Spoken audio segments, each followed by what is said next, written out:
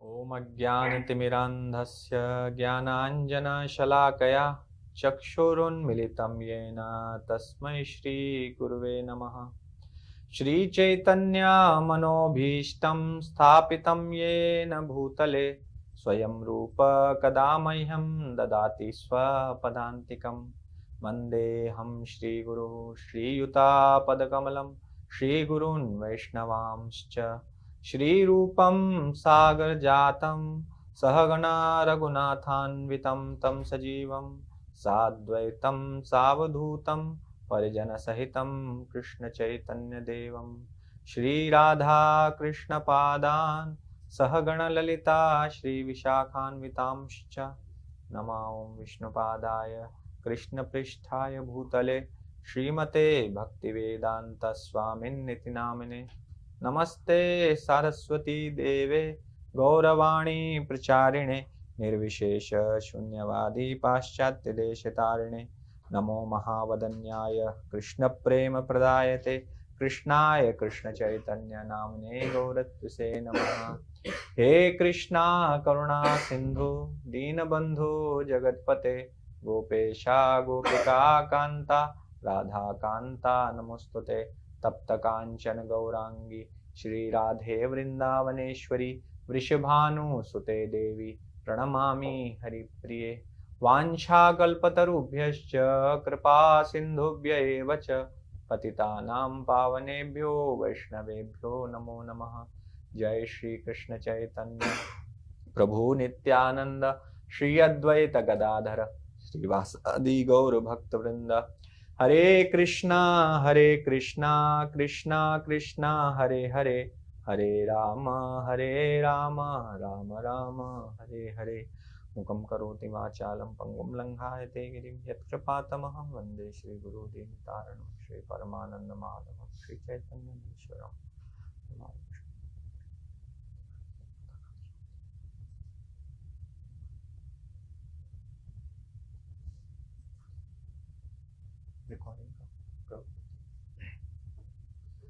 हरे कृष्णा। तो मैं सभी भक्तों का आज के भक्ति शास्त्र की पहली हिंदी कक्षा में सभी का स्वागत करता हूँ। हरे कृष्णा। तो आप में से सभी लोगों ने प्रभु जी की क्लास अटेंड की थी। लास्ट जो फर्स्ट क्लास थी प्रभु जी ने दी थी। ठीक है, तो मुझे ज़्यादा समझाने की जरूरत नहीं पड़ेगी। आई थिंक आप सब लोग जानते ही हैं।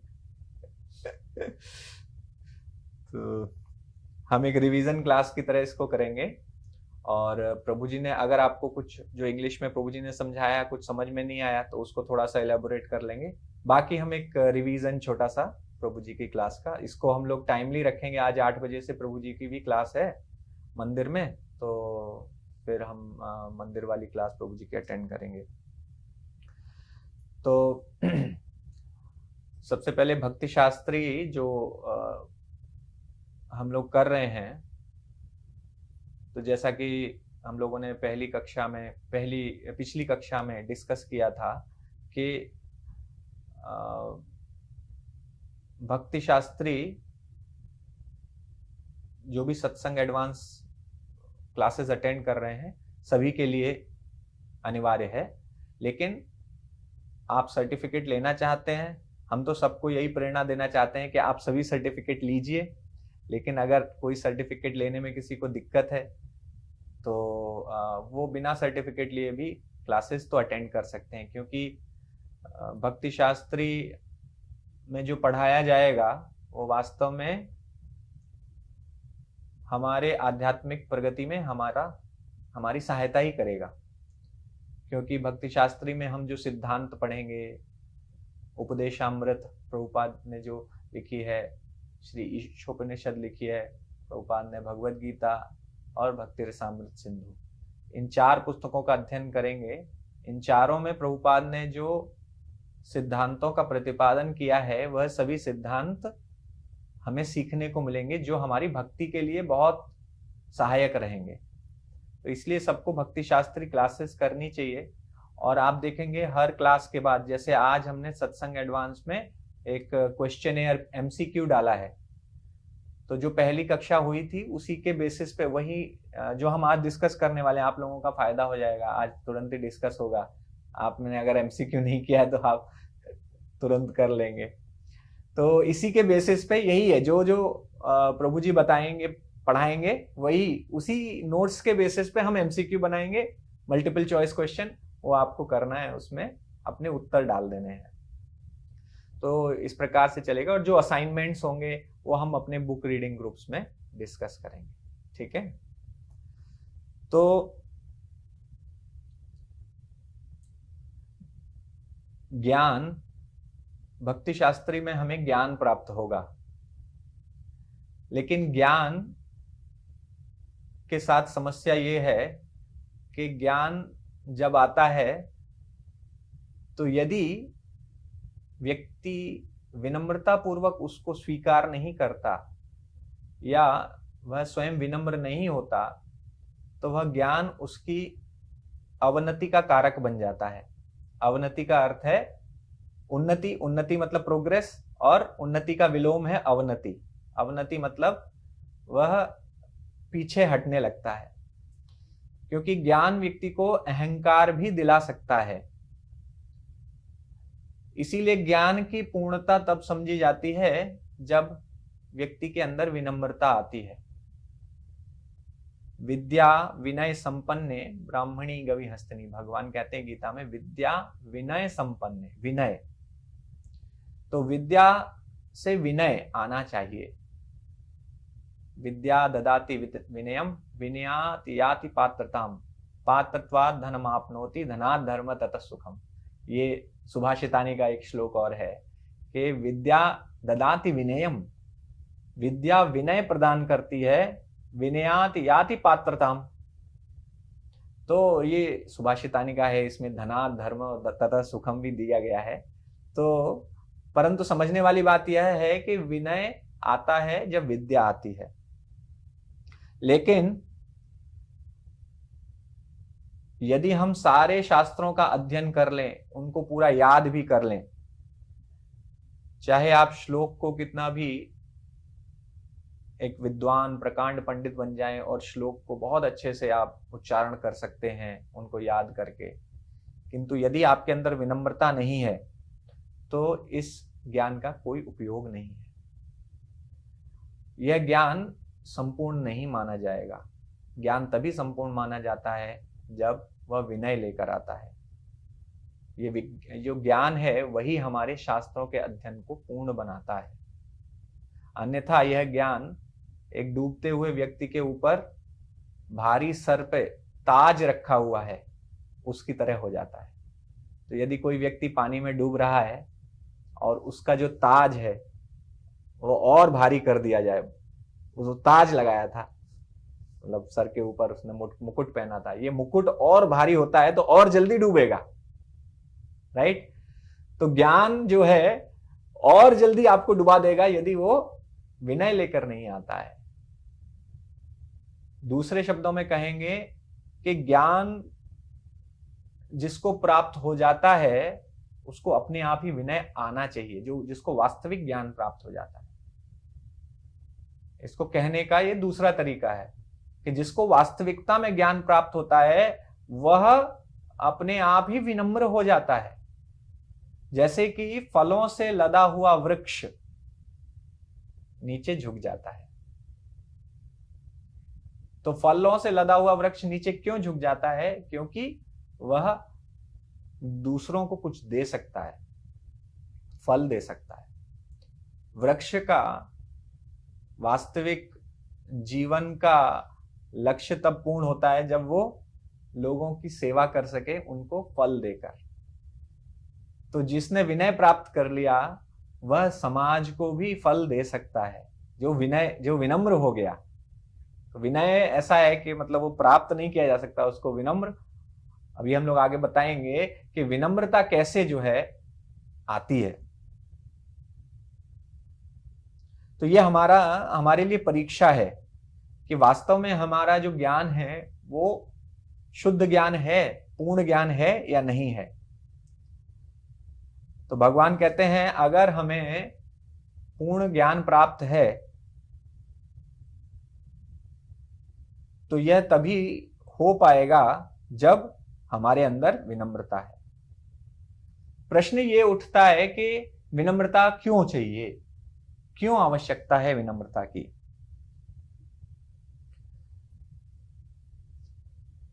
तो विनम्रता इसलिए आवश्यक है क्योंकि हम जो आध्यात्मिक पथ पर हैं, वह आध्यात्मिक पथ केवल जानकारी जुटाने का पथ नहीं है।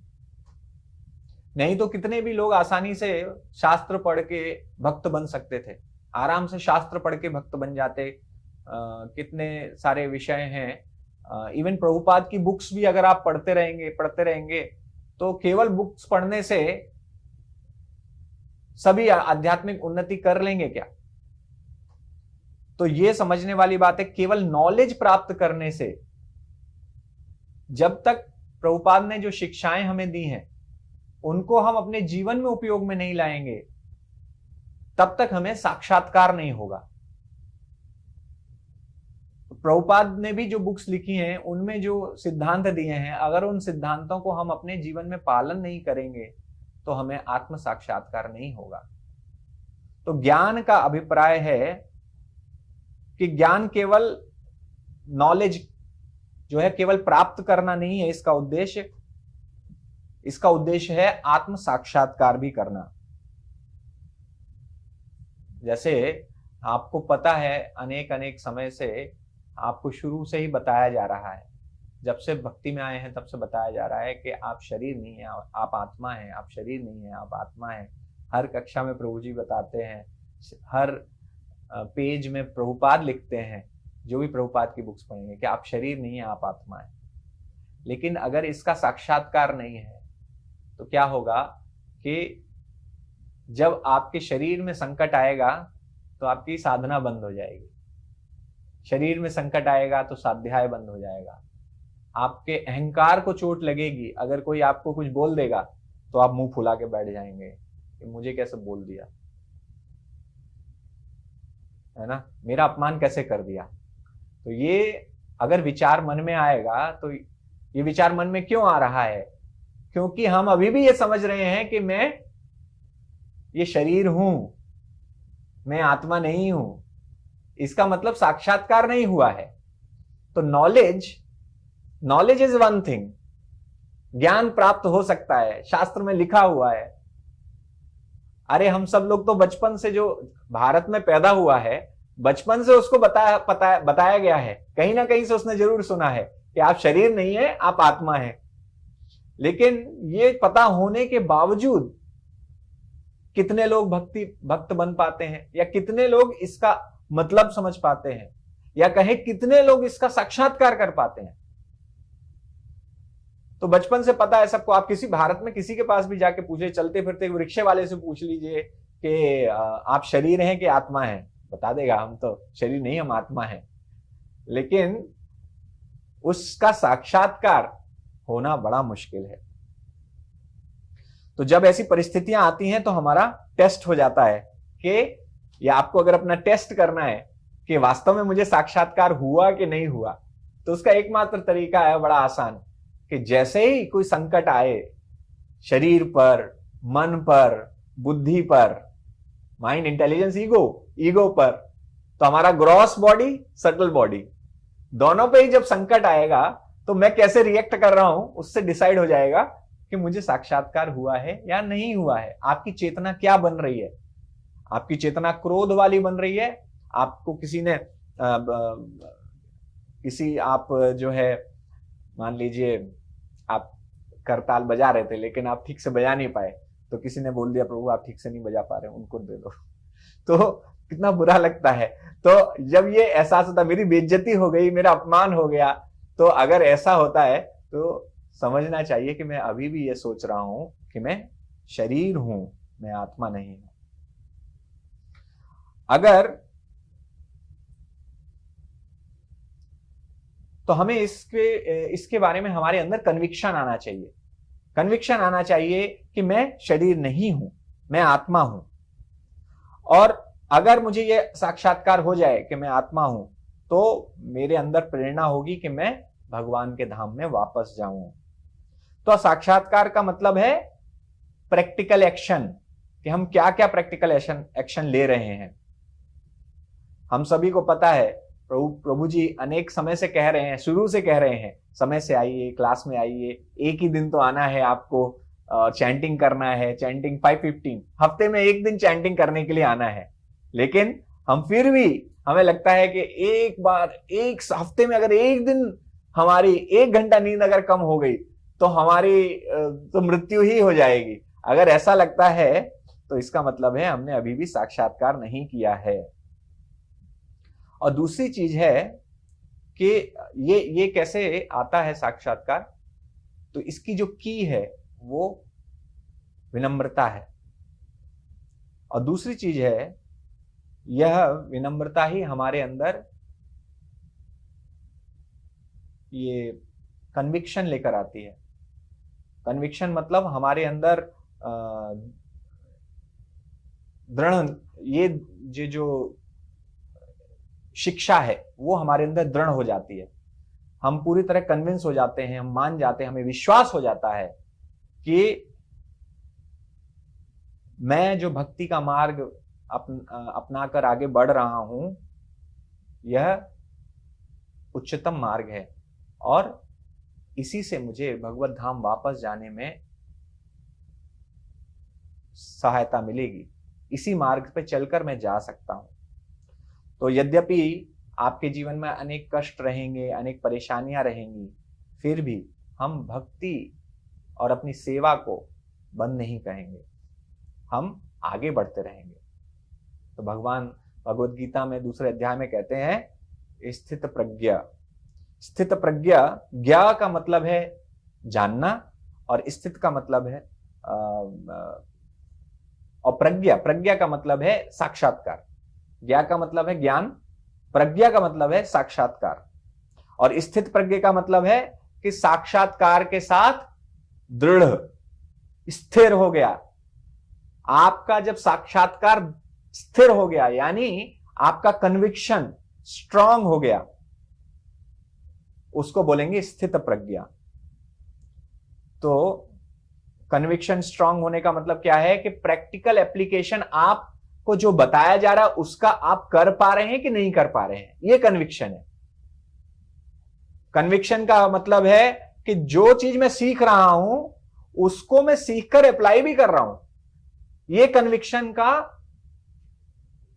कन्विक्शन है कि नहीं है, इससे पता चल जाएगा। फॉर एग्जाम्पल, प्रभु जी ने जो एग्जाम्पल दिया था कि मान लीजिए मैं किसी को क्लास दे रहा हूं कि हाउ टू अर्न मनी, कैसे पैसा कमाएं, और 2 साल तक पूरा कोर्स किया पैसा कमाने का, और 2 साल कोर्स करने के बाद भी अगर उसके अकाउंट में केवल 10 रुपए हैं, पैसे कमाए का कोर्स कर रहे हो, कैसा पैसे कमाए, और उसके बाद भी 2 साल में आप कुछ पैसा ही नहीं कमा पाए, तो इसका मतलब क्या है, आपने केवल थियोरेटिकल नॉलेज लिया, आपने केवल थ्योरी पढ़ी लेकिन प्रैक्टिकल एप्लीकेशन नहीं किया। इसका मतलब कन्विक्शन नहीं है, विश्वास नहीं है। और वो विश्वास कैसे बढ़ेगा? प्रैक्टिकल एक्शन इज बेसिकली कि हमें जो बताया गया है, जो मार्ग बताया गया है, उसके लिए हम कुछ भी बलिदान करने को तैयार हैं। जैसे कि अगर किसी को पता चल जाता है कि आईआईटी में जाने से बहुत अच्छी जॉब लगेगी, तो वो आईआईटी जाने के लिए पूरा दम लगाकर प्रयास करेगा, राइट? उसको पता है कि आईआईटी जाऊंगा तो आईआईटी जाके मुझे बहुत अच्छी जॉब मिलने वाली है, सेटल हो जाऊंगा। यानी कि हमें अभी भरोसा ही नहीं है। जैसे हमें अगर भरोसा हो जाएगा कि इस भक्ति के मार्ग पर चलकर हम भगवत धाम वापस जाएंगे, तो मैं इस भक्ति के लिए सारे बलिदान जो आवश्यक है वो करूंगा। अपनी भक्ति को सुरक्षित रखने के लिए, मेरी भक्ति में किसी प्रकार की कोई बाधा ना आए, किसी प्रकार की कोई आंच ना आए, मेरी भक्ति निर्बाध गति से चलती रहे, इसके लिए सारे प्रयास मैं करूंगा। तो ये हमारे अंदर जब तक दृढ़ निश्चय और प्रेरणा नहीं होगी, तब तक ये नहीं होने वाला है। और दूसरा है कि स्थित प्रज्ञ हो जाएंगे, हम स्थित प्रज्ञ बन जाएंगे, एकदम स्थिर, जैसे जो हमने सोचा है वो हम कर पाएंगे। लेकिन ये साक्षात्कार कैसे आता है? यह साक्षात्कार तभी होता है जब हम स्वयं को अपनी गुरु परंपरा की सेवा में लगाते हैं। और ये सेवा में उनकी शरणागति लेना, सेवा में लगाने के लिए उनकी शरणागति लेनी पड़ेगी। और शरणागति कैसे होती है? शरणागति विनय मूलक है, विनय के मूल से होती है, विनम्रता के आधार पर शरणागति होती है। यदि कोई नया नया व्यक्ति आता है मंदिर में, तो उसको मंदिर में दंडवत करने में भी शर्म आती, भगवान को दंडवत करने में शर्म आती है कि लेट के मैं कैसे भगवान के सामने दंडवत करूं। फिर वो देखता है सब लोग कर रहे हैं तो वो करने लगता है। तो भक्ति में जब आते हैं तो भगवान के सामने भी हमें दंडवत करने में शर्म आती है, मतलब भगवान के सामने भी हम विनम्र नहीं हो पाते। तो गुरु वर्ग तो अपेरेंटली गुरु वर्ग को अगर कोई समझने लगे कि ये साधारण मनुष्य हैं, तो उनको भी वो नहीं कर पाएगा, उनको भी दंडवत नहीं कर पाएगा। तो गुरु को दंडवत करना, भगवान को दंडवत करना, ये हमारे ये एक्सटर्नल चीजें दिखाई देने में लगती हैं। प्रभुपाद एक बार प्रसाद ले रहे थे, तो श्रुतकीर्ति प्रभु, शायद श्रुतकीर्ति प्रभु थे, वो प्रभुपाद के लिए रोटी बना कर ला रहे थे। तो जितनी बार वो आते थे कमरे में, वो प्रभुपाद को दंडवत करते थे, फिर प्रभुपाद की थाली में रोटी रखते थे। तो पहली रोटी आई तो फिर दंडवत किया, फिर रोटी रखी, फिर दूसरी रोटी लाए तो फिर दंडवत किया, फिर रोटी रखी।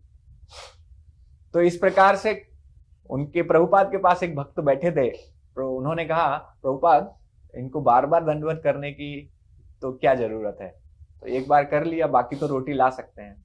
प्रभुपाद ने कहा, नहीं, that is good, he should offer obeisances. ये अच्छा है, उसको अपने गुरु को दंडवत करना चाहिए। तो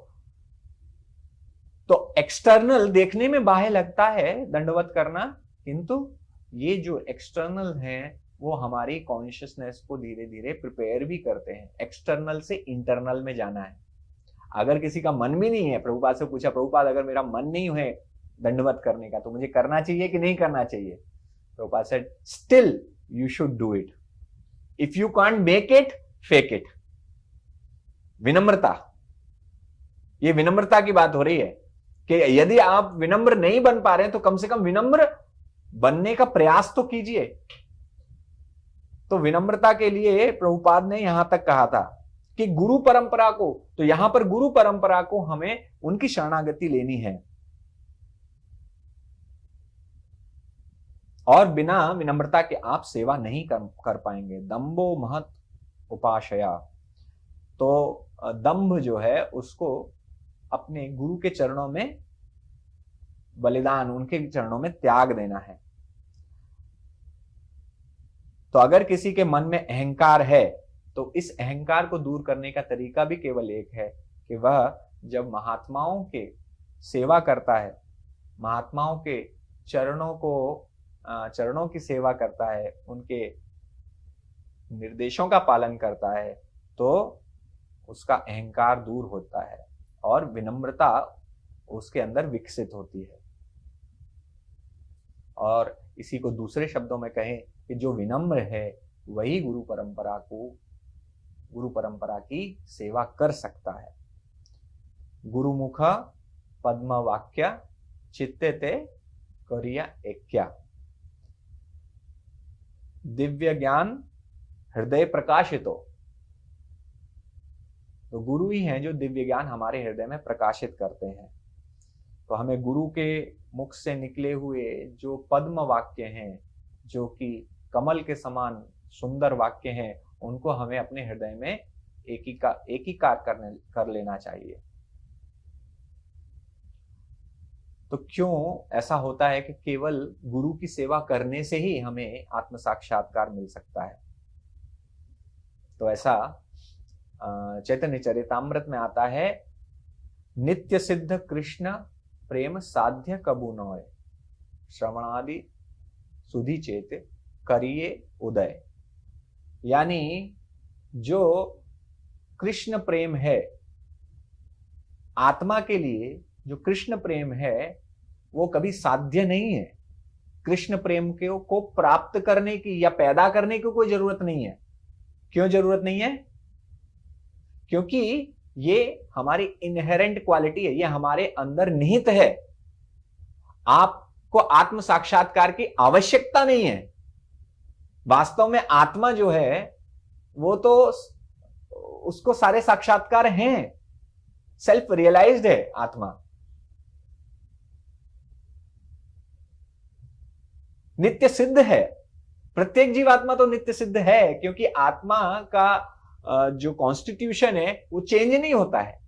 सच्चिदानंद सच्चिदानंद ही रहता है, सच्चिदानंद में कुछ अंदर मिक्स नहीं हो जाता। तो हम वास्तव में सेल्फ रियलाइज्ड हैं। जो आत्मा है वो हमेशा से सेल्फ रियलाइज्ड है। आत्मा को पता है कि वास्तव में आत्मा जब यहां आई थी तो पूर्णतः शुद्ध थी, लेकिन इस संसार में आने के बाद आत्मा के ऊपर कवरिंग्स आ गई है और इस भौतिक संसार में आत्मा फंस गई है। तो वास्तव में अगर आपको इस भौतिक संसार यानी आपको इस भौतिक संसार में समस्या आ रही है तो उसका एकमात्र लक्ष्य होना चाहिए कि मुझे गोलोक वृंदावन धाम जाना है। तो गोलोक वृंदावन धाम में आपको सत्संग एडवांस की कक्षा भी नहीं करनी पड़ेगी। गोलोक वृंदावन धाम में आपको सुबह कोई उठाने के लिए कोई बोलेगा नहीं कि सुबह 5:15 बजे उठ जाओ, वहां पे डांट नहीं पड़ेगी। आपको तो आत्म साक्षात्कार है ही। तो यदि सत्संग एडवांस से छुटकारा पाना है, प्रभु जी कह रहे थे, मैं ऐसे नहीं बोल रहा हूं, तो अगर आपको इससे छुटकारा पाना है तो आप बैक टू गॉड हेड चले जाइए।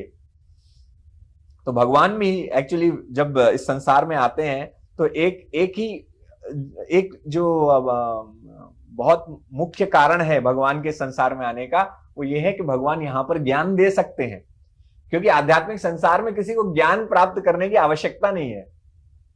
वो भगवान जब ज्ञान देने जाते हैं तो उनको उल्टा ज्ञान मिल जाता है। जैसे कि भगवान को जब बांध दिया था यशोदा मैया ने और बलराम जी आए थे, देखिए अरे कान्हा तुमको किसने बांध दिया?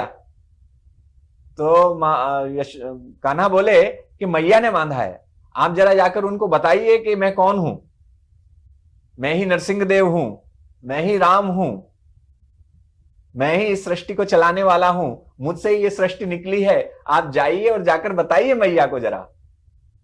तो बलराम जी ने कहा अभी जाता हूं मैं, अभी तुम्हें छुड़ाता हूं, चिंता मत करो, मैं जाके मां से बोलता हूं, उन्हें भी पता चलना चाहिए कि तुम कितने महान हो। तो बलराम जी गए और यशोदा मां को बोले कि मैया आपने कान्हा को बांधा है, आपको पता नहीं है कान्हा कौन है? ये कान्हा वही है जिसने संसार की रचना की है, इसके कहने से सारी सृष्टि चलती है, यही नरसिंह देव है, यही राम है, यही वामन है, सारे यही है। तो मैया बोली अच्छा वो है राम, वो नरसिंह देव है, तो तू कौन है? तो बलराम जी बोले मैं अनंत शेष हूं। तो मैया ने कहा अच्छा, मैया ने डंडा उठाया, सारे अवतारों को मेरे घर में ही जन्म लेना था। तो मैया दौड़ पड़ी और बलराम जी डर के मारे भाग गए।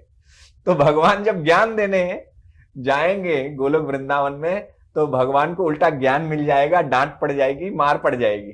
तो इसलिए भगवान ज्ञान नहीं दे सकते गोलोक वृंदावन में, भगवान ज्ञान देने के लिए यहां पर आते हैं। तो आत्मा को किसी प्रकार के ज्ञान की आध्यात्मिक संसार में आवश्यकता नहीं है, क्योंकि उसके पास पहले से ही है। लेकिन यहां पर हमारे ऊपर जो कवरिंग चढ़ी है, ममे वांशो जीवलोके जीवभूत सनातना मना षष्ठान इंद्रियाणी प्रकृति स्थान कर्षति। मन और 6 इंद्रियों के साथ ये प्रकृति स्थान में हम संघर्ष कर रहे हैं। हम संघर्ष कर रहे हैं क्योंकि हमने अपने ऊपर ये आवरण बना रखे हैं। तो अपनी गुरु परंपरा की जब हम सेवा करते हैं तब उसको सारे साक्षात्कार हो जाते हैं। और जो विनम्रता है वही इसकी चाबी है, इस ताले को खोलने की चाबी कि कैसे साक्षात्कार होगा, इसकी चाबी है विनम्रता। जैसे कि आपको लैपटॉप मिल जाए और लैपटॉप आप चुरा के ले जाएं और आप सोचें कि इस लैपटॉप में जितना इंफॉर्मेशन है सब निकाल लूंगा, लेकिन अगर आपको पासवर्ड नहीं पता है तो आप नहीं निकाल पाएंगे। उसी प्रकार से यदि हमें संपूर्ण ज्ञान प्राप्त भी हो जाए, सब कुछ मिल भी जाए, फिर भी हम आत्म साक्षात्कार नहीं प्राप्त कर पाएंगे जब तक हमें विनम्रता नहीं मिलेगी, क्योंकि यही पासवर्ड है। गोलोक वृंदावन का पासवर्ड यही है। जब वहां पहुंचेंगे तो वहां पर आज जब पूछा जाएगा कि अपना पासवर्ड बताइए तभी आपको रास्ता मिलेगा, तो देखा जाएगा कि आप क्या पासवर्ड बताते हैं। क्या आप बोलते हैं कि मैं, जैसे भक्ति सिद्धांत सरस्वती ठाकुर से कोई मिलने आता था तो भक्ति सिद्धांत सरस्वती ठाकुर पूछते थे कि पूछिए उनसे वो कौन है। तो अगर उसने बोला मैं भगवान कृष्ण का सेवक हूँ, तो वो कहते थे मैं तो बहुत छोटा इंसान हूँ। भक्ति सिद्धांत सरस्वती ठाकुर कहते थे मैं तो बहुत छोटा इंसान हूँ, मैं कृष्ण के सेवक बहुत महान है, बहुत बड़े होते हैं, मैं आपकी क्या ही सेवा कर सकता हूँ। तो वो नहीं मिलते थे। जब जब कोई बोलता था कि मैं दासों के दासों का दास हूँ, तब भक्ति सिद्धांत सरस्वती ठाकुर उनसे मिलते थे। तो भक्ति सिद्धांत सरस्वती ठाकुर से मिलने का पासवर्ड विनम्रता थी कि सेवकों के सेवकों का सेवक बनना है, दासों के दासों का दास बनना है। तो ये हमारी क्वालिफिकेशन है, यही योग्यता है। गोलोक वृंदावन में प्रवेश करने की योग्यता ही यही है। जब मैं स्थित हो जाऊंगा, स्थिर हो जाऊंगा इस भाव में कि मैं दासों के दासों का दास हूं, तब मैं योग्य बन पाऊंगा। तो ये इंटेलेक्चुअल प्रॉपर्टी जो होता है ना, ये इंटेलेक्चुअल प्रॉपर्टी राइट होता है कि ये किसी और की चीज को आप उपयोग नहीं कर सकते। अगर किसी की इंटेलेक्चुअल प्रॉपर्टी है, किसी ने कुछ आर्टिकल लिखा है, उसमें कुछ ज्ञान दिया है, और अगर वो ज्ञान आप अपने किसी आर्टिकल के लिए यूज करना चाहते हैं तो आपको उनसे परमिशन लेनी पड़ती है। तो ये इंटेलेक्चुअल प्रॉपर्टी है, तो बलराम जी की ही प्रॉपर्टी है, क्योंकि बलराम जी ही देते हैं। Balram ji maintains the right, उनके पास अधिकार है कि किसको देना है और ज्ञान में उपयोग में लाना है। तो ये बलराम जी का अधिकार है। इसीलिए हमें गुरु परंपरा की सेवा आवश्यक है। श्रील प्रभुपाद हमेशा विनम्रता पूर्वक कहते थे कि मैं आज जो भी कह रहा हूं वो सब मेरे गुरु महाराज की कृपा ही है, उनकी कृपा के कारण ही मैं सब बोल पा रहा हूं। श्रील प्रभुपाद बताते हैं कि आप पढ़ेंगे नेक्टर ऑफ इंस्ट्रक्शन में या एनओआई में कि जो ये हमारा आंदोलन है वो रूप गोस्वामी के निर्देशों के अनुसार चल रहा है। रूप गोस्वामी तो गुरु परंपरा की शरणागति लेकर ही हमारे श्रील प्रभुपाद को शक्ति प्राप्त हुई, उनको अधिकार प्राप्त हुआ कि वो इसको सारे संसार में प्रचार कर पाए। हमारे आचार्य जो वर्तमान समय में हैं वो भी बहुत सफल हैं। कई प्रभुपाद ने जैसे 108 मंदिर बनाए, हजारों शिष्य बनाए, और अभी आप देखेंगे जय पताका स्वामी महाराज, उनके 60,000 से ज्यादा शिष्य हैं पूरे संसार में, और हमारे 600 से ज्यादा मंदिर हैं। तो अगर आप कंपेयर करेंगे तो जो सफलता है इस समय प्रभुपाद के शिष्यों को उनसे भी ज्यादा अधिक सफलता मिली है। लेकिन कभी भी वो ये नहीं कहते कि मैं अभी प्रभुपाद से भी बड़ा हो गया हूँ। प्रभुपाद के शिष्य हमेशा प्रभुपाद के बल पर ही स्वयं को आगे बढ़ाते हैं, हमेशा यही कहते हैं। आज भी राधानाथ स्वामी महाराज अपने लेक्चर में बोलते हैं और कहते हैं कि आज मैं प्रभुपाद का प्रवचन सुन रहा था, प्रभुपाद उसमें बोल रहे थे। यानी इस मूवमेंट में 40-50 साल बिताने के बाद भी वो आज भी अपने गुरु महाराज के लेक्चर सुन रहे हैं। और हम लोग 2-3 साल लेक्चर सुनने के बाद ही हम समझ जाते हैं अब तो मुझे सब कुछ आ गया है, अब तो आवश्यकता ही नहीं है मुझे कुछ सुनने की। तो ये अगर एटीट्यूड हो जाएगा तो हमारा एम्पावरमेंट भी खत्म हो जाएगा। तो जब बीवी विद्यापीठ जब खोला गया था तो गौरांग प्रभु बाकी भक्त महाराज के पास गए थे, और तो महाराज ने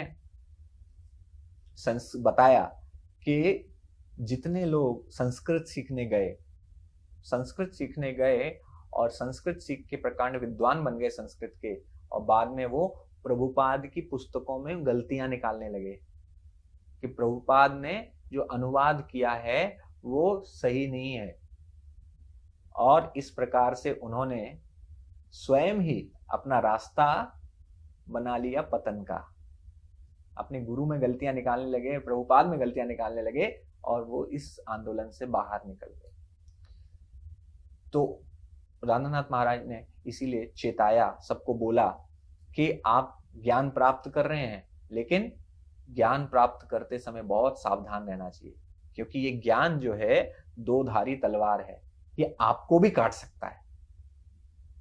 ये ज्ञान का बोझ हम कह रहे थे ना, जब बहुत ज्ञान का बोझ बढ़ जाता है तो व्यक्ति के सिर पे जब ज्ञान चढ़ जाता है तो वो अहंकार बढ़ जाता है उसका। तो जिस प्रकार से प्रभुपाद के अनेक शिष्य, उनका फॉल डाउन हो गया, उनका पतन हो गया, भक्ति छोड़ दी उन्होंने। इसलिए उन्होंने महाराज हमेशा कहते हैं तृणादपि सुनीचेना तरोरपि सहिष्णुना, तृणादपि सुनीचेना, तिनके के समान हमें विनम्र रहना चाहिए। तिनका जो विनम्र होता है, प्रभु जी एक क्लास में बता रहे थे, बहुत बढ़िया, कि जो साधारण आदमी है वो तो तिनके पे पैर रखता है, उसको कोई फर्क नहीं पड़ता। इवन जो भक्त हैं, भक्त भी नहीं सोचते कि तिनके के ऊपर पैर रखूं या ना रखूं, भक्त भी पैर रखते हैं। भक्त बहुत ध्यान रखते हैं किसी को बुरा ना लग जाए, है ना, कुछ ऐसी बात ना बोलूं। लेकिन जब पैर रखने की बात होती है तो भक्त भी नहीं सोचते कि तिनके के ऊपर पैर रखूं कि ना रखूं, आराम से पैर रखते हैं और निकल जाते हैं। तो तिनका एक ऐसा जीव कह सकते हो कि उसको हर कोई कुचल के जाता है। तो तिनका को इसलिए कहते, तिनका जो है कुचलने के बाद फिर अपना सिर नहीं उठाता, जैसा जहां है वैसा ही रहता है। तो तृणादपि सुनीचेना, इसीलिए कहते हैं कि तृण के समान हमें विनम्र होना चाहिए। लेकिन अब ये जानने के बाद कि ज्ञान से अहंकार बढ़ सकता है, ज्ञान हमारे लिए स्वयं मुश्किल बन सकता है, तो क्यों ज्ञान प्राप्त करना भाई? ज्ञान की क्या आवश्यकता है? सेवा करके भी काम हो सकता है। तो मैं सेवा करता रहूंगा तो मुझे ज्ञान लेने की कोई जरूरत नहीं है। ठीक बात है ना? ये क्योंकि सेवा, बहुत सारे ऐसे भक्त होते हैं, आपने भी देखे होंगे, कि उन्हें सेवा करने में बहुत आनंद आता है, या आप में से भी कोई हो सकते हैं कि सेवा करना तो अच्छा लगता है लेकिन कक्षा में बैठना अच्छा नहीं लगता। क्योंकि सेवा से काम हो जाएगा। अगर सेवा से काम हो सकता, उनका विचार है ऐसा कि मेरा काम तो सेवा से हो जाएगा। तो अगर सेवा से ही काम हो सकता है तो फिर ज्ञान, तो ये भक्ति शास्त्री की जरूरत क्या है? और प्रभुपाद ने इतनी पुस्तकें लिखी ही क्यों अगर सेवा से काम हो जाता? प्रभुपाद तो बहुत हैवी थे, प्रभुपाद बहुत क्रोधित होते थे जब कोई व्यक्ति हमारे आंदोलन में भावुक होकर आता था। भावुक होना समझते हैं ना, सेंटिमेंटल होके। तो ब्लाइंड फॉलोअर्स प्रभुपाद नहीं चाहते थे, भावुक अनुयायी नहीं चाहते थे। बहुत सारे लोग थे, प्रभुपाद प्रभुपाद, जैसे ही प्रभुपाद आते थे प्रभुपाद को घेर लिया। प्रभुपाद, जयानंद प्रभु प्रभुपाद के महान भक्तों में से एक, जयानंद प्रभु जब प्रभुपाद आते थे तो जयानंद प्रभु प्रभुपाद के सामने नहीं जाते थे, वो सेवा में लगे रहते थे। और प्रभुपाद पूछते थे जयानंद कहां है, वेयर इज जयानंद? और जयानंद प्रभु को जब देखने जाते थे, उनको कोई पूछने जाता कि प्रभुपाद आपको बुला रहे हैं, तो वो कूड़ा, जनरली कूड़ा सफाई, कूड़ा फेंकना, ये सब सेवा करते थे। तो वो कहते थे कि मेरे तो कपड़े गंदे हैं, मैं इन कपड़ों में प्रभुपाद से कैसे मिल सकता हूं? तो जो भक्त विनम्र है, तो कहने का अभिप्राय यह है कि उनकी विनम्रता को देखकर, क्योंकि वो भावुक नहीं थे, वो भावुक नहीं थे कि प्रभुपाद के शरीर का जो हमारा शायद उनका संग है वो फिजिकली उनका संग मिले, लेकिन प्रभुपाद ने कहा मेरा जो सब कुछ इंस्ट्रक्शंस हैं वो मैंने अपनी पुस्तकों में लिखे हैं। तो जयानंद प्रभु प्रभुपाद के इंस्ट्रक्शंस को फॉलो कर रहे थे, उनके निर्देशों को फॉलो कर रहे थे, इसलिए प्रभुपाद उनको ढूंढ रहे थे। वो प्रभुपाद के पीछे नहीं भाग रहे थे। गुरु भक्त अपने शिष्य के पीछे भागता है, ऐसा शिष्य जो अपने गुरु के हर वचन का पालन करता है, हर निर्देश का पालन करता है। ऐसे शिष्य के पीछे गुरु स्वयं उसको ढूंढता है कि मेरा शिष्य कहाँ है, क्या कर रहा है। तो जैसे श्रील प्रभुपाद दयानंद प्रभु को ढूंढते थे। तो भावुक लोग प्रभुपाद नहीं चाहते। ब्लाइंड फॉलोअर्स कौन होते हैं? ब्लाइंड फॉलोअर मतलब अंधभक्त जिनको कहा जाता है।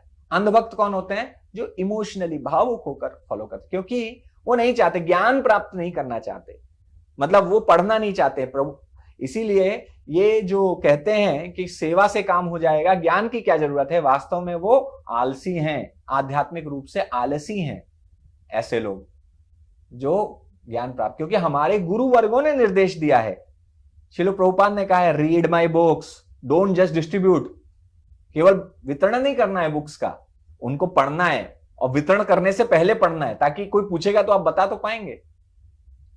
तो प्रभुपाद ये निर्देश देते थे अपने भक्तों को, अपने शिष्यों को, कि don't blindly follow, you just read and follow. तो इसलिए ज्ञान प्राप्त करना क्यों जरूरी है? क्योंकि हमारे गुरु वर्ग चाहते हैं। ये पहला है कि हमारे गुरु वर्गों ने कहा है तो उनको प्रसन्नता मिलेगी, श्रील प्रभुपाद को प्रसन्नता मिलेगी, हमारी गुरु परंपरा को प्रसन्नता मिलेगी। चैतन्य महाप्रभु भी हमसे यही कह रहे हैं कि जन्म सार्थक करी कर पर उपकार। आपको अगर कुछ भी किसी का कुछ उपकार करना है तो पहले खुद का जन्म सार्थक करना पड़ेगा।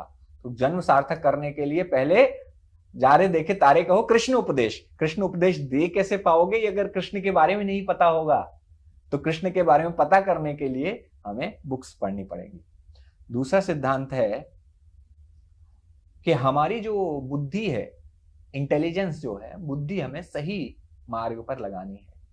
तो इंटेलिजेंस, भगवान कहते हैं गीता में कि जो लस्ट है, जो काम है, वो 3 जगह बैठा है, उनमें से एक जगह बुद्धि,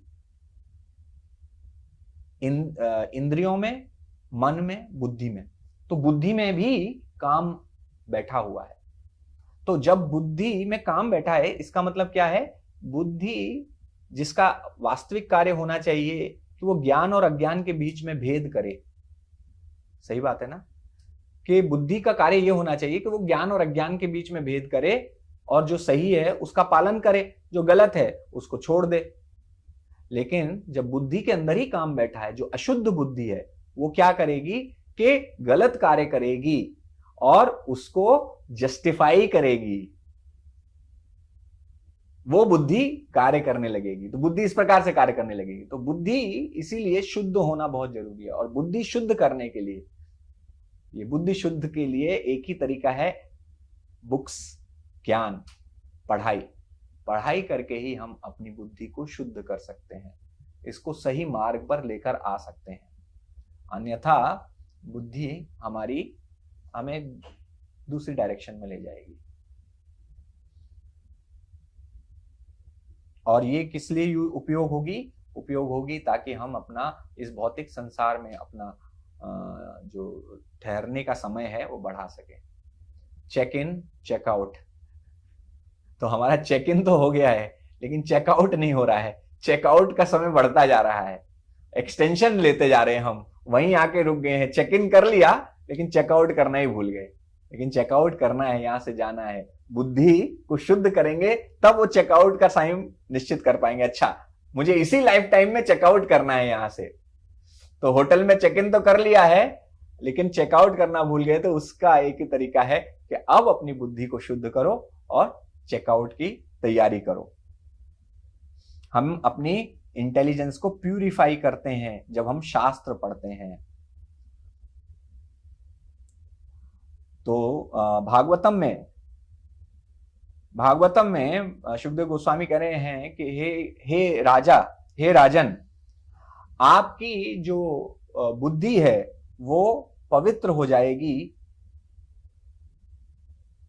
भगवान के श्री चरणों के प्रति चेष्ट हो जाएगी, सती पवित्र हो जाएगी, उनके प्रति दृढ़ निश्चय हो जाएगा, भगवान के चरणों के प्रति अनुरक्ति हो जाएगी। कैसे होगी? लर्निंग के द्वारा, ज्ञान प्राप्त करके होगी। तो ये शुकदेव गोस्वामी कह रहे हैं। दैट्स वाई जो शास्त्रों का अध्ययन बहुत आवश्यक है। अगर आपने सही डायरेक्शन में इसका उपयोग नहीं किया तो गलत डायरेक्शन में करेंगे।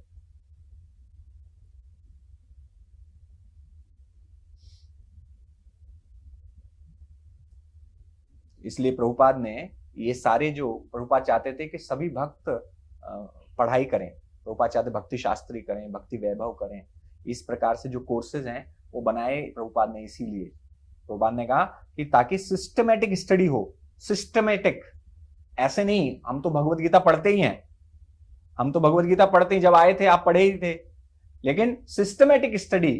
सिस्टमेटिक से क्या होता है?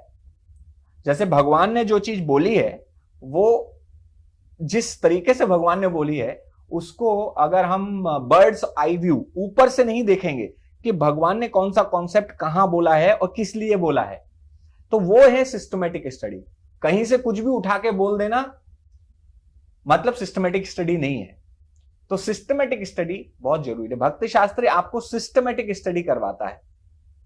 ये जो कोर्सेज हैं ये आपको सिस्टमेटिक स्टडी करवाएंगे। तो इसको त्याग करने का कोई भी कारण नहीं होना चाहिए, कोई एक्सक्यूज नहीं होना चाहिए, कोई एक्सक्यूज नहीं होना चाहिए कि मैं क्यों नहीं प्रभुपाद की बुक्स पढ़ रहा हूं, मैं क्यों नहीं शास्त्र अध्ययन कर रहा हूं। प्रभुपाद ने कहा कि बुक्स आर द बेसिस, पुस्तकें ही आधार हैं, शास्त्र ही आधार हैं, हमारे मूवमेंट का शास्त्र आधार हैं। Books are the basis, preaching is the essence, utility is the principle and purity is the force। तो पुस्तकें आधार हैं और जो हमारा प्रचार है वो सार है, हमारे मूवमेंट का प्रचार सार है। यानी और प्रचार कैसे हो सकता है? प्रचार सेवा करने से प्रचार हो सकता है, थोड़ा बहुत हो सकता है। कोई आपको देखेगा आप बहुत अच्छा सेवा कर रहे हैं तो हो सकता है कि कोई आपसे प्रेरित हो, लेकिन प्रचार अगर वास्तव में करना है तो आपको ज्ञान लेना पड़ेगा, तो आपको शास्त्र पढ़ने पड़ेंगे। तो इसलिए प्रचार के लिए भी ज्ञान आवश्यक है।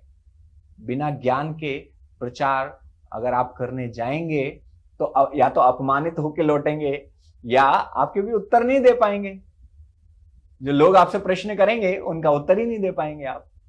तो ऐसा ज्ञान मतलब आपने ज्ञान अगर अर्जित नहीं किया, अगर मैंने क्लास की तैयारी नहीं की है तो मैं क्लास दूंगा, कोई क्वेश्चन पूछेगा तो मैं पहली बात क्लास में बोलूंगा क्या, और बोलूंगा भी तो उसके बाद कोई अगर किसी ने प्रश्न पूछ लिया और वो मैंने तैयारी नहीं की है तो मैं उत्तर नहीं दे पाऊंगा। इसलिए प्रचार के लिए भी ये स्टडी बहुत आवश्यक है, भक्ति शास्त्री या भक्ति वैभव सब।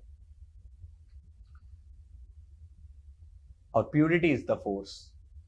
तो हमारा जो बल है प्रचार में, मेन हमारा बल होता है वो हमारी प्यूरिटी होती है, पवित्रता, शुद्धता।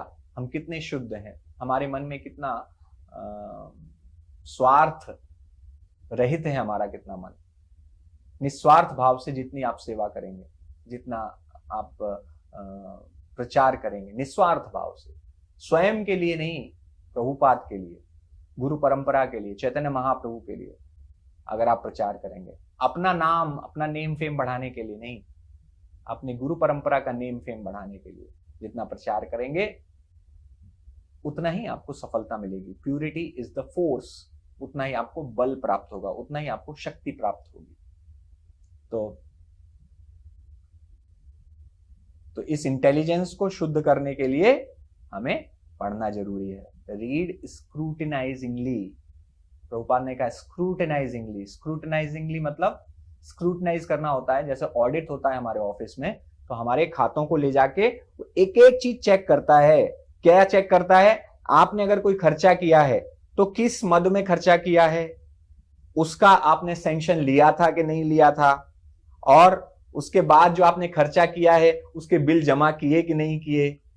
है ना, उसका ठीक से, यानी ये होता है स्क्रूटनी, एक एक चीज चेक करना। तो कोई सिद्धांत है, उसकी स्क्रूटनी क्या है, ये सिद्धांत क्यों बनाया गया, ये सिद्धांत का पालन करने से क्या होगा, और इस सिद्धांत का पालन आसानी से कैसे किया जा सकता है, यह है स्क्रूटनाइजिंगली स्टडी।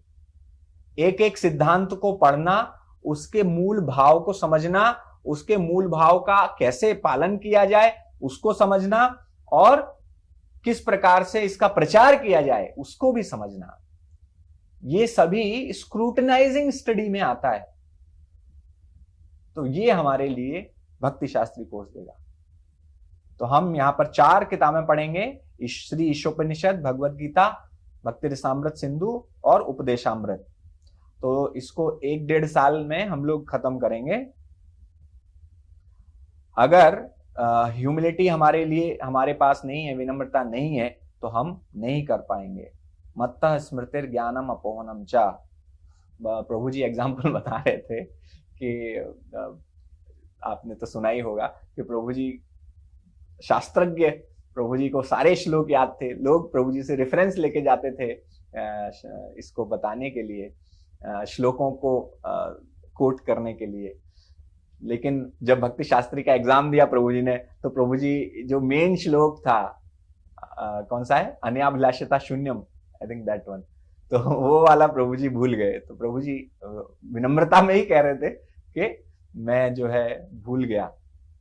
तो फिर मैंने प्रार्थना की, गुरु वर्गों से प्रार्थना की, प्रभुपाद से प्रार्थना की, सबसे प्रार्थना की, तब किसी प्रकार से वो श्लोक याद आ पाया। नहीं तो प्रभु जी 1 घंटे का पेपर 20 मिनट में करके चले जाते थे। लेकिन प्रभु कह रहे थे कि वो जो श्लोक है वहां से मुझे एहसास हुआ कि how I should be humble, कितना मुझे विनम्र होना चाहिए। तो इस प्रकार से, इसलिए प्रभुपाद हम लोग चर्चा भी कर रहे थे कि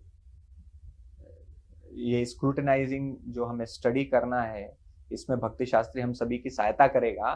और ये भक्ति शास्त्री डिग्री तो एडिशनल है, बट इसमें जो ज्ञान है वो ज्ञान बहुत आवश्यक है, बहुत काम आएगा, प्रचार में भी बहुत काम आएगा। तो इसलिए हम सभी को प्रयास करना चाहिए कि ये पूरा जो कोर्स है विनम्रता के साथ इस कोर्स को करें। जैसे जो असाइनमेंट मिल रहे हैं उसको कंप्लीट करें अपने बुक रीडिंग ग्रुप में, और जो MCQ जो असेसमेंट हो रहा है उसको भी कंप्लीट कीजिए। एंड करने के बाद आपको बहुत कॉन्फिडेंस भी फील होगा, कन्विक्शन आएगा, जैसा कि हमने क्लास में डिस्कस किया। हरे कृष्णा कृष्ण कृष्ण हरे हरे, हरे राम राम राम हरे हरे। अगर किसी का कोई प्रश्न है तो पूछ सकते हैं। हरे कृष्णा प्रभु जी, धन्यवाद। हरे कृष्णा माता। तो ये सिद्धांत के बारे में आप बोले ना, इसको एक बार और बता दीजिए ना। सिद्धांत को पढ़ना, उसको समझना, स्क्रूटिनाइज वाला जो बोले आप, हाँ, उसको एक बार और। हाँ, तो अब कोई सिद्धांत है, स्क्रूटनाइजिंग स्टडी का मतलब होता है गहराई में जाकर अध्ययन करना। तो गहराई में जाकर अध्ययन कैसे करेंगे, जैसे कोई भी कॉन्सेप्ट हमें बताया जाता है, तो उस कॉन्सेप्ट जो सिद्धांत बताया गया, वो सिद्धांत का आधार क्या है। जैसे कि हम विनम्रता की बात, हमने जैसे कहा कि हमने कहा था कि ज्ञान प्राप्त करना है, और ज्ञान, अब हमने ज्ञान के बारे में केवल एक चीज नहीं डिस्कस की, पहले कहा कि ज्ञान और रियलाइजेशन में क्या अंतर है, राइट। तो ज्ञान और साक्षात्कार में क्या अंतर है। तो ये सिद्धांत है कि साक्षात्कार होना चाहिए, ज्ञान जिसको होता है उसको विनम्रता आती है, ठीक है। तो ये और जो विनम्र होता है वो ज्ञान प्राप्त कर सकता है। तो एक सिद्धांत को हमने 2 तरीके से पढ़ा, यानी ज्ञान लेने से विनम्रता आती है, और जो विनम्र होता है वो ज्ञान आसानी से प्राप्त कर सकता है। ये दोनों ही चीजें हैं। तो आपने एक ही सिद्धांत को 2 तरीके से देखा, तो इसीलिए इससे क्या हुआ स्थापित कि विनम्रता की महत्ता स्थापित हो गई कि विनम्र बनना है हमें, राइट। तो इसी प्रकार से एक सिद्धांत को हमें अलग अलग एंगल्स से पढ़ना, वही है स्क्रूटनाइजिंगली स्टडी करना। एक चीज पढ़ते हैं तो हमारा साक्षात्कार क्या होता है, जैसे ही आपने कोई बात सुनी, प्रभु जी ने जैसे एक सिद्धांत बोला कि विनम्रता का सिद्धांत बोला, तो जैसे ही विनम्रता का सिद्धांत बोला कि विनम्र होंगे तब रियलाइजेशन आएंगे, ये बोला विनम्र होंगे तो रियलाइजेशन आएंगे, तुरंत हमारे दिमाग घूमना चाहिए कि कौन ऐसे भक्त थे जो विनम्र बने तो उन्हें रियलाइजेशन आए,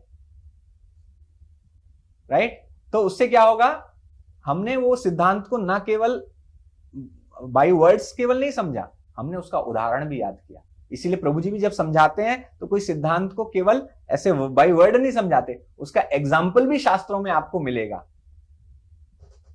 राइट। तो जैसे हमने कहा कि जब विनम्र बनेंगे तो साक्षात्कार प्राप्त होगा, तो कोई आपको किसका एग्जाम्पल याद आता है, आप ही लोग बताइए, कौन है जो विनम्र बने और उसकी वजह से उन्हें साक्षात्कार प्राप्त हुआ, जब विनम्र नहीं थे तो साक्षात्कार नहीं मिला था।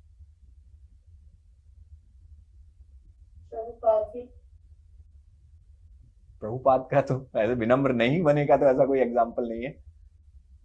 जैसे केशव कश्मीरी जब आया तो वो चैलेंज करके आया, सबको हरा के आया था, और चैतन्य महाप्रभु ने आके उसको हराया। फिर वो मां सरस्वती का इतना महान भक्त था कि मां सरस्वती ने उसको वरदान दिया था कि तुम जो बोलोगे तुम्हारे मुंह से श्लोक निकलेंगे। गंगा के ऊपर उसने कंटिन्यूअसली 100 श्लोक बना दिए बिना रुके। एंड चैतन्य महाप्रभु ने देखा कि इसका अहंकार, कितना अहंकार है उसको। चैतन्य महाप्रभु ने 60वां श्लोक निकाला, श्लोक के बारे में उन्होंने कहा अब मैं इसके कुछ पॉजिटिव पार्ट और कुछ निगेटिव एस्पेक्ट बताऊंगा। उसने सुना निगेटिव, तुरंत ही उसका घमंड जो है, मतलब ईगो उसका तुरंत शेक हो गया, हिल गया कि मेरे उसमें कुछ निगेटिव भी हो सकता है क्या। और फिर चैतन्य महाप्रभु ने उसकी गलती निकाल दी। भवानी भरतुर, आपने कहा कि शंकर की पत्नी के पति, आपने कहा है शंकर की पत्नी के पति, तो ये तो सही नहीं है। शंकर की पत्नी ही अपने आप ही शंकर के पत्नी ही, मतलब शंकर जी ही तो वही हैं। तो उसका जो है अहंकार चूर चूर हो गया। फिर वो जाके सरस्वती मैया से प्रार्थना किया कि ये कैसे आपने कर दिया मेरे साथ, आपने मुझे आशीर्वाद दिया। तो मां सरस्वती ने प्रकट होकर कहा कि तुमको मैंने आशीर्वाद दिया था कि तुम सफल होगे, लेकिन मेरा वास्तविक आशीर्वाद ये है कि तुम आज चैतन्य महाप्रभु से पराजित हुए, क्योंकि चैतन्य महाप्रभु मेरे भी स्वामी हैं, उनसे पराजित होकर तुम्हें सफलता मिली है, तो जाओ उनकी शरण में जाओ। तो वो विनम्र बन गया फिर, और विनम्र बन के उसको फिर साक्षात्कार हुए। सार्वभौम भट्टाचार्य भी ऐसे, चैतन्य महाप्रभु के सामने उन्होंने बहुत प्रवचन दिए, तो चैतन्य महाप्रभु ने उनका भी घमंड चूर चूर कर दिया। जब वो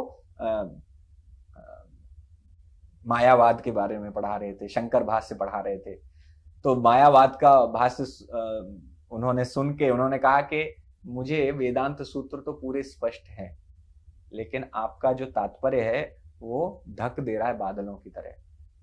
तो सार्वभौम भट्टाचार्य भी विनम्र हो गए, उन्होंने कहा आप बताइए।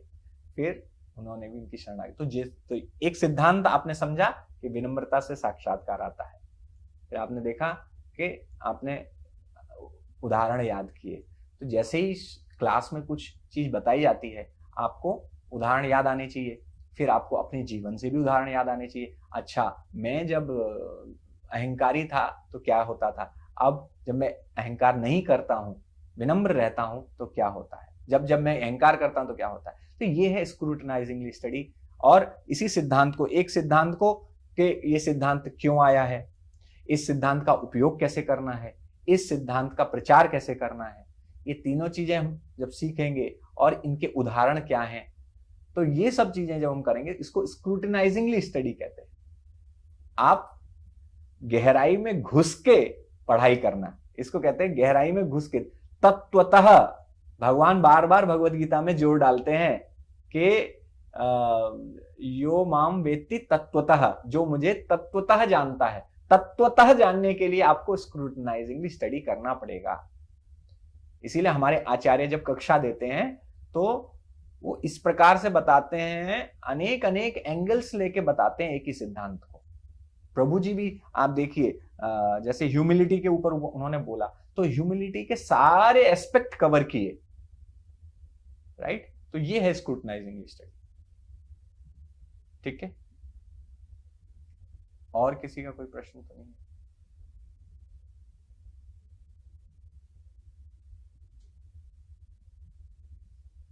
ठीक है, तो अब 8 बजे से प्रभु जी की कक्षा है, अभी हम लोग सब प्रभु जी की कक्षा में जाएंगे विनम्र बन के।